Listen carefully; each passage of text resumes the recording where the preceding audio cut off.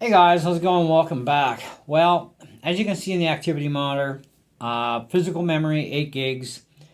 Memory being used for the OS is 4.99 to 5 gigs. Kind of normal for Sonoma 1411.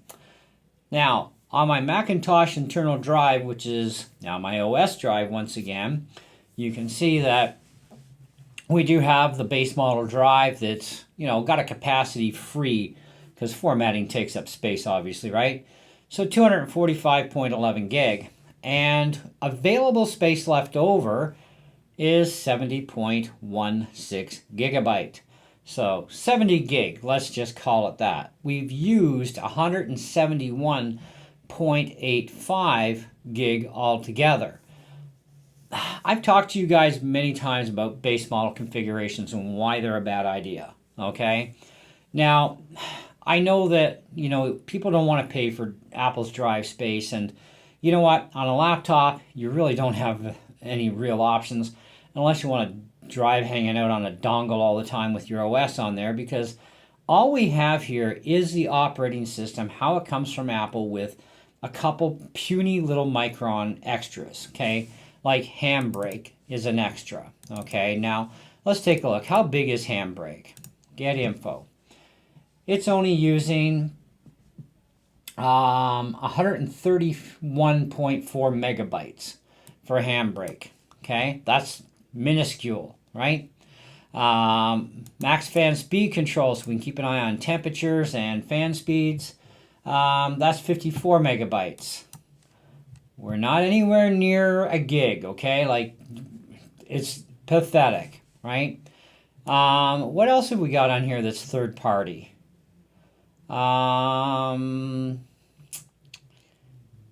Nothing.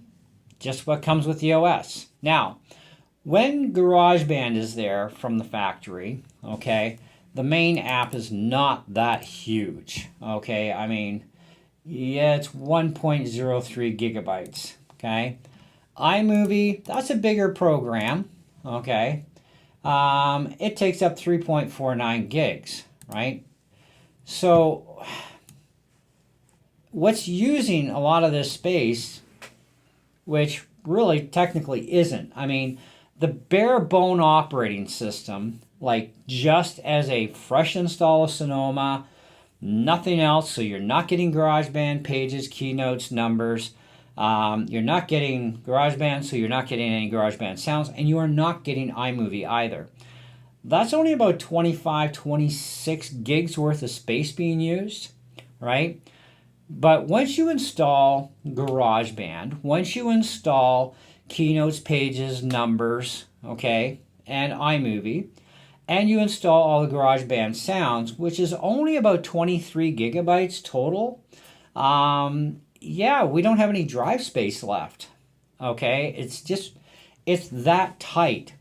Now, on a desktop system like a Mac Mini or an iMac, okay, the Mac Studios, the Mac Pro Towers, it's not a deal. You don't have to worry about paying Apple's blood money for drive space because you can just take any external, either Type-C or Thunderbolt drive. Mind you, the Type-C drives are going to be slower, but even at 1,000 megabytes per second, they're more than fast enough to take care of the majority of your video editing requirements, okay? So if we take a program, for example, like the disk speed test program, which I have somewhere kicking around in here. I may have to download a new copy. I actually had it on the computer earlier, but I deleted it. But I guess I didn't leave another copy on my computer here anywhere. But it's a small program. Anyways, it's about 1,000 megabytes per second is what we're averaging. For the external USB 3.2 drives. And that's, considering we have a 3500 read-write drive inside the case, we're going to see about 1,000 megabytes per second, okay, on average. Which is, like I said, it's more than fast enough. The computer boots really super fast. Everything runs fast. It's not a big deal. Video editing, it's not a huge deal. You do all your video editing on that drive too if you want. Doesn't matter. But, we hear a lot of YouTubers saying, well, the 256 is fine. Throw your money into RAM because RAM you really do need. And they are very correct. However, we have been seeing some pretty interesting little bonuses here with macOS Sonoma 14.1.1, especially with game mode and how it shuts down a lot of background tasks, frees up a lot of RAM. And then when you quit the program, instead of the OS running over 5 gigs of RAM, we're down to like about 3.3 gigabytes of RAM in use. So there's stuff that's not turned back on, and we have no idea what even got turned off. So it's kind of like, well, this is interesting, isn't it, folks? Apple doesn't tell us all that stuff. They just say, game mode makes gaming better and puts resources into your gaming, which is great because it makes even an M1 way better for gaming. Okay, the programs are accelerated a bit more, so they're a little bit smoother, right? A little bit faster. And that's great, especially when you got a little heavier duty game.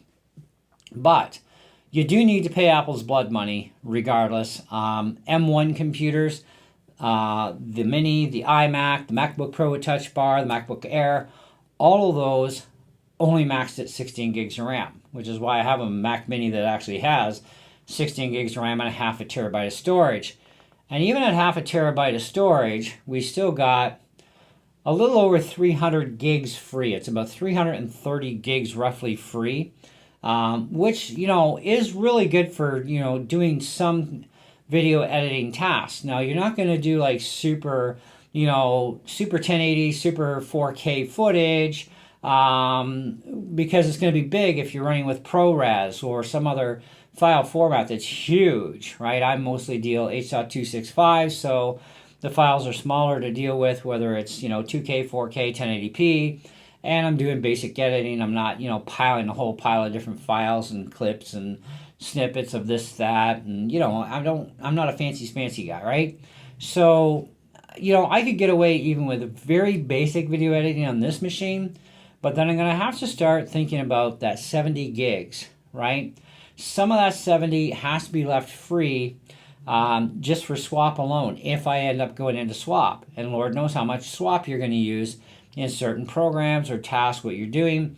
So you got to kind of play it smart, and you got to run one program, get your job done, get out of there, quit that, go fire up another program, that sort of thing. You could do video editing and compressing a program at the same time. It's not going to use up your whole 8 gigs if you're doing basic video editing. So for such a powerful machine, it's extremely limited when it has limited RAM like 8 gigs and limited drive space.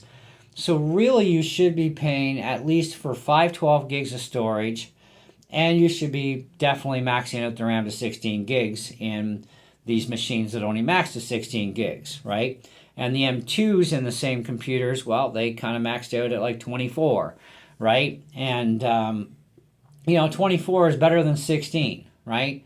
It's definitely helpful. I ran 24 gigs for years, but that was then. This is now. Things have changed. Programs are more demanding. So if you want a productive machine from Apple that's not only going to be powerful, but also already come with a ton of RAM as well as good drive space, you're going to start paying thousands of dollars more than what you should have to.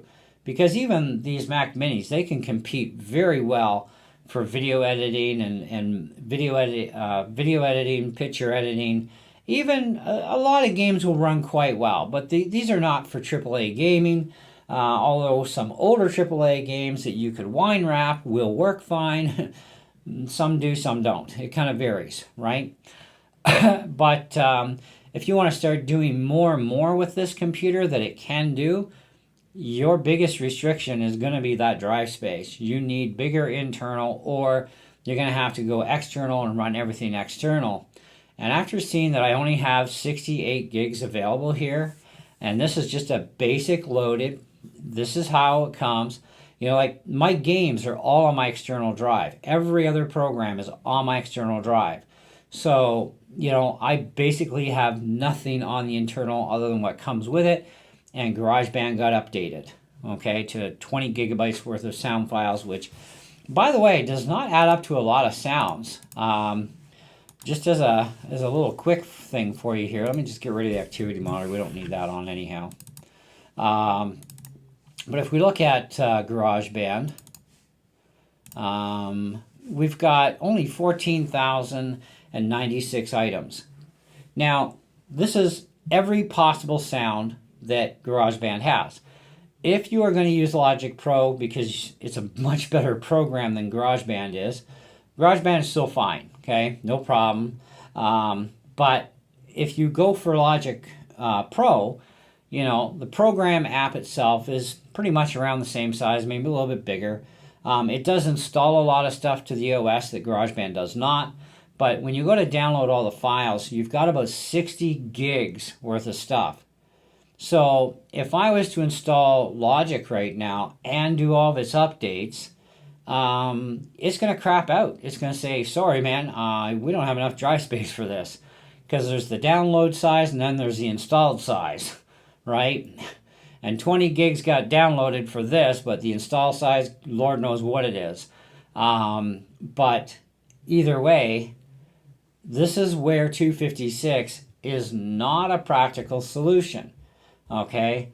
And why buy such a powerful Mac if you can't even fully utilize it unless you're willing to use external drives as boot drives, okay? Or you pay Apple's blood money for the bigger drive. That's all there is to it. Now, you can't buy brand new M1s anymore and configure them online. It doesn't happen. They only have refurbished units. Same as anything used out on the market, most of it's base model. Most of your iMacs, most of your MacBook Airs that are out online for sale privately through Marketplace, eBay, whatever, the majority of them are all base models, right? So you cannot do anything to improve them, okay? So your options now are kind of like until the rest of the M3s are released. The only M2s we have currently left over is the Studios and the Mac Minis. And of course we do have the Mac Pro, but it's a joke and a laughing stock. So we don't want a Mac Pro, right? Anyway, those at least you can still buy and configure, but even they have base models, configurations that are just pathetic. You know, it's just like, well, the Studios are better. They're at least 32 by half a terabyte, but in the Mini, they do have the MacBook Air still available, actually, so my bad. You can still, for now, get the MacBook Air M1 and configure it to 16 by 2 terabyte. But you're going to pay more money than what it's actually worth because they do have a replacement 13-inch MacBook Air, which is far faster and goes to 24 by 2 terabyte. Or you have the 15-inch MacBook Air, another option. But you don't have the Mac Pro anymore. The Mac Pro 13 is now gone unless you can find any of these computers that have already been jacked up a bit on Apple's refurbished store. And so you could possibly find some in even an M1 that would be fine. But there's no M1 minis as of today, at least through Apple Canada. So I don't know what's available in Apple US, but Apple Canada has no minis whatsoever that are in the refurbished pile. They do have a lot of iMacs at different configurations and many other computers, right? But all of this space is, you can't do much now when you only got 68 gigs free. It's just kind of pointless. Like, I have all my software on this 1 terabyte, and I still have 478 gigs available. Okay, and that also has all my YouTube backup videos that would be on this drive on a normal basis, right? And right now, this doesn't even have that because I took them off of here. At least I think I did. Pretty sure I did. Yep, they're gone. So, and I have a lot of software backed up, both PC stuff and Mac stuff. On the internal, we're really sweating it here. So here's my thoughts on this whole process. You can get away with, to a certain point, 8 gigabytes of RAM, but you cannot get away with properly on any kind of term with 256 internal. You do need to go to 512 or larger if you can afford to pay their blood money if you don't want to run an external drive as a boot drive. I put everything back to normal on this because I wanted to redo the experiment and make all these experiments a little bit more fair, okay? And from what I'm seeing here, it's kind of like, what can I use this Mac Mini for? If this was the only Mac Mini I had, what can I use it for and not cook my drive? Well, not a whole lot. because if I don't have an external drive that's big, I kind of end up with some issues, right? So, and we got to keep free space on the little tiny guy because it's pretty useless anyhow. We can't install Logic, so we can't take advantage of Logic because we don't even have enough room to install the sound files on the internal. So that creates a new problem. So we're going to have to, put some money out there and get an external case and build our own fast SSD, whether it's a Thunderbolt version or a USB 3.1 version. Either way, you got to build something, okay? Then make that the OS drive, and then forget the 256, leave it dormant in the background because it's encrypted by Apple anyway, so once you take it offline, it gets encrypted. But you can still read and write from it, but what good is it if there's not a lot of space there? And you can't leave it without an OS either. I found that out. Apple does force us one way or another to keep an OS on the internal drive, which is stupid, but that's Apple for you. So to make this a more viable machine, I would literally have to go back to running my external as my boot drive and everything drive, okay? And then having a secondary as a backup as well. So I have backup abilities. Now, the one thing I am enjoying about this, though, is that I'm running DisplayPort, and my screen is a 32-inch, 165 hertz, and I'm getting that entire 165 hertz. The built-in HDMI port does have an advantage on two sides. One, I get 144 hertz max out of that port's 2.0 version. And number two, my screen can run in 2K or 4K. And at 4K, it runs at 60 hertz, period. When I'm on DisplayPort, though, I am locked complete to 2K only. I cannot go to 4K, but I can run 2K at 165 hertz. So if you want to do gaming on this thing, using DisplayPort is actually better, which I am now starting to understand why so many PC people with laptops are actually using their DisplayPort bus for external screens because it's going to be a lot better, higher refresh rate, etc. Okay, I don't know everything, and I learn new stuff all the time. So, and I like to share that info with you guys. Anyhow, take it for what you will. I'm still got a lot more testing to do between this mini that's base versus my mini. I'm sure by the time we're done, hopefully, I can convince enough of you people to stop buying 8256 and to stop listening to channels out there on YouTube that tell you that 8256 is just fine and dandy when in fact it's not. I mean, come on.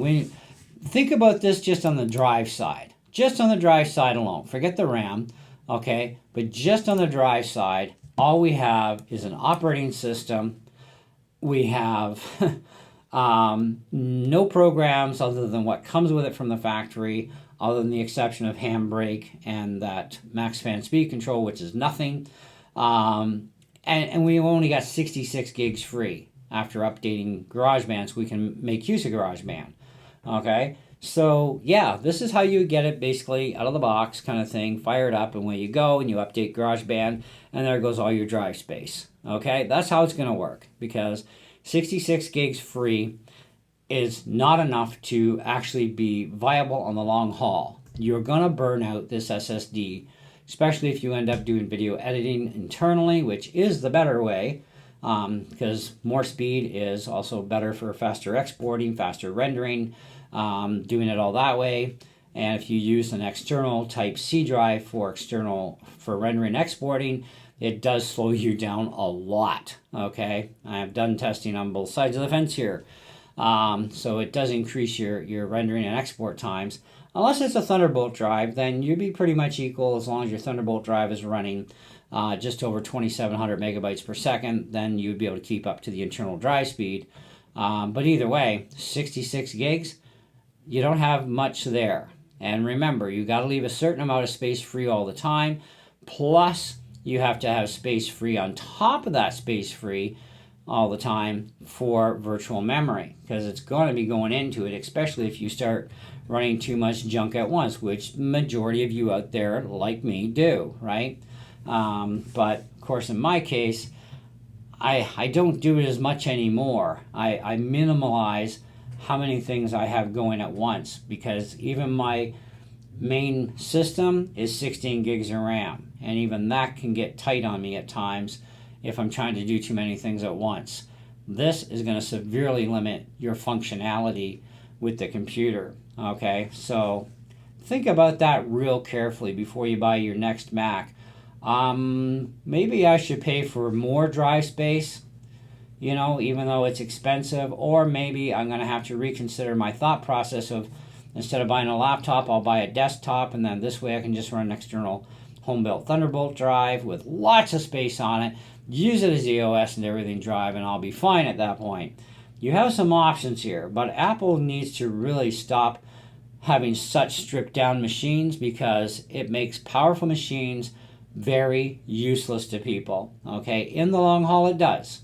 This does make it very useless with 66 gigs free. It's just pathetic.